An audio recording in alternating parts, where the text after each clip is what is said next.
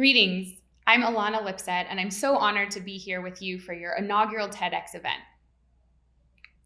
During this time of the pandemic, when social and physical distancing have been the best possible things we could do for our neighbors and communities, I know this may sound strange, but I want to talk about gathering, about creating spaces to foster community and why that's critical for our survival. We need community for resilience. Resilience being our ability to not just recover from the chronic stresses and shocks, but to recover stronger and to thrive together. We're seeing more than ever how fragile our lives, our world, our systems are, how easily things built on brittle foundations will break. As the world gets more turbulent and more unsure, as the threats we face from climate change, political and social instability, and inequality grow stronger, we need resilience more than ever at an individual, social, and global systems level. I believe that creating physical gathering spaces with the input of the people who will be using them is a necessary part of creating community and building collective resilience. We need each other to build stronger foundations, those of inclusion, justice, equity, and cooperation. As we come out of this pandemic, how can we widen our mental possibility space for what the future can be? And in today's world, when so much of what we're attuned to is what divides us, how can we build common ground to create a new vision of the future together? For big questions like this, I like to look to nature and her designs that have been perfected over millennia for answers.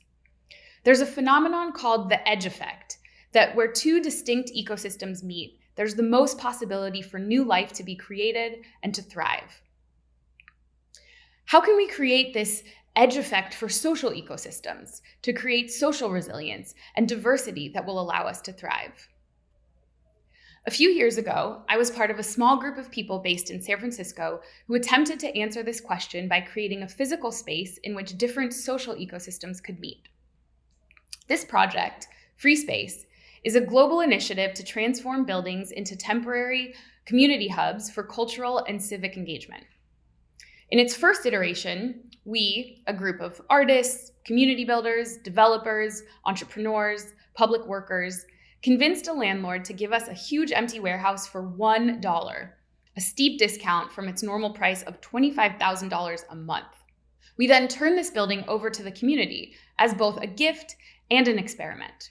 Our mission was to create a space where anything could happen, where the people who came to the space were also the ones who made it, so that the content and the container were created entirely by the people who used it. In a city where rents were soaring, the building was a gift of space, where people could host classes, events, workshops, all for free. And it was an experiment to see what people would do with it, how we could create a sense of community ownership and agency, how we could test out different governance structures and practice radical inclusion, all through participatory design, which means centering the users of something in that thing's design and creation.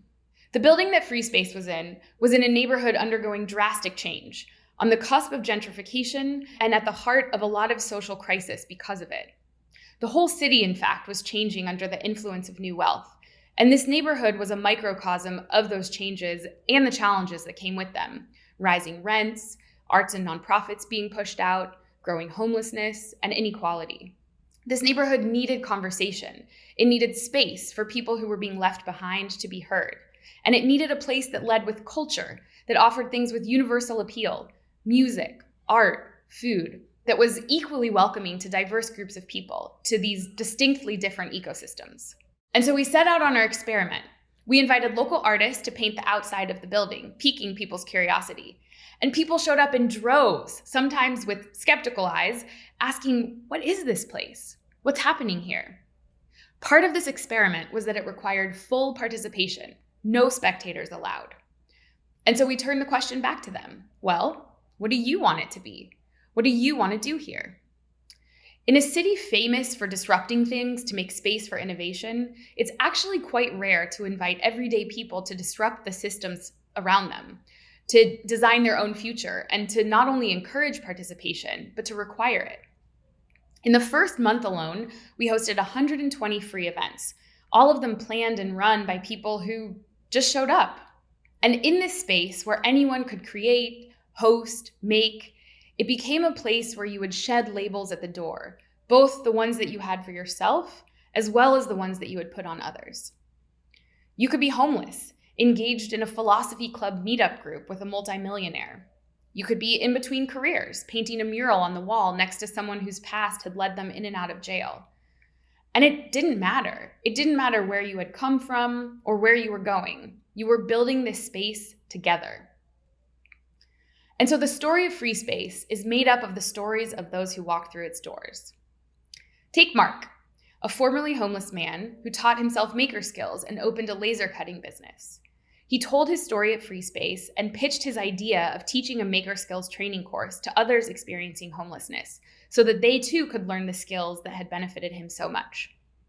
At FreeSpace, he found a diverse group of people from different social ecosystems who together helped him launch his idea into a new business.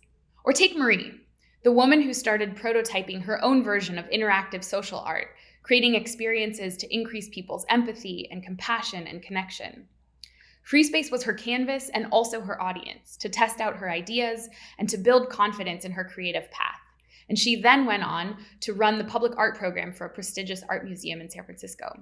FreeSpace is also the story of the designers who organized a superhero day for the local Boys and Girls Club, encouraging them to create their own superheroes, from story to style. And it's the story of those boys and girls who came back a few weeks later with a costume designer so that they could literally become their own superheroes. The participatory nature of FreeSpace allows people to discover and unlock their own potential, and in doing so, reimagine their future. And at a collective level, it allows people to discover the power of shared creation, and in doing so, collectively reimagine their future. In the first year, the concept of FreeSpace spread to over 14 countries, showing that it can happen anywhere. What you need is space, of course, invitation and permission to create and dream, and an explicit rule that everyone must participate. And things like art, music, food, the things with universal appeal that can bring people together. Because when we make things together, we're able to celebrate how our differences make us stronger, see that diverse inputs can lead to more creative outputs, and that we can collectively create and contribute to a different future. Especially when there are crises all around us, it can be hard to imagine a future that's different than the one we know today.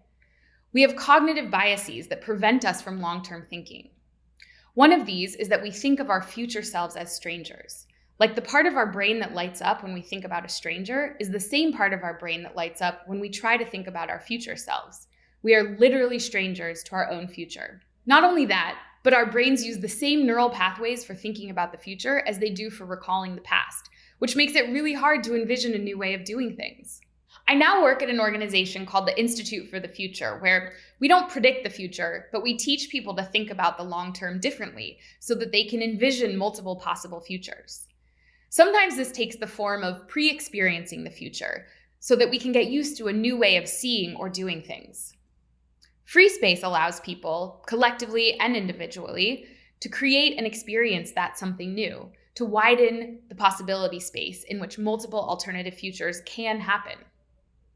The future I see is equitable, is resilient, is full of strong social ties and strong diverse communities.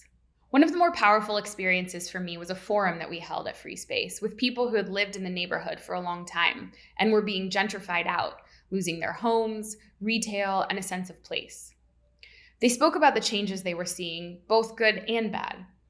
And at a time where there were protests happening throughout the city, where tech workers were being blocked from getting on their private buses to go to work, I was proud that we could hold a civil and constructive conversation.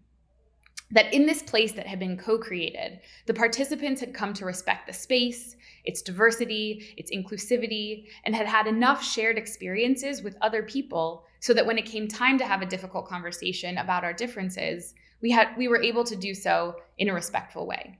Now, I'm not so idealistic as to be unrealistic, and I know that FreeSpace won't solve all of our social challenges, but it is a place where you can mix with people from different backgrounds. And we learned we could create a space in which the edge effect could take place, that where different social ecosystems not just overlapped but coexisted, we increased our capacity to innovate, to create new ways of thriving, to build social resilience. More recently, I had the opportunity to travel to Chebando, a ghetto in the city of Kampala, Uganda, to work on a project similar to FreeSpace, to help support the creation of a place of belonging in the middle of an area that had few, if any, indoor gathering spaces. We found an empty building that had at one time been a church, then a pub, and then had been sitting vacant. Now, to be clear, when I say we, I mean existing community leaders. I'm very aware of my status, of my privilege, of colonial history, and of what it looks like for a white woman from America to come and visit and create something new. So I knew my job was to support the community, to support the project, so that it could define itself and its needs, and then address them in a way that was rooted in the local culture, traditions, and ethos. Just like at FreeSpace, the building got a name, Your Space. And the first thing to happen was painting of the outside, signifying that something was changing. And people showed up, poked their heads in, asked questions.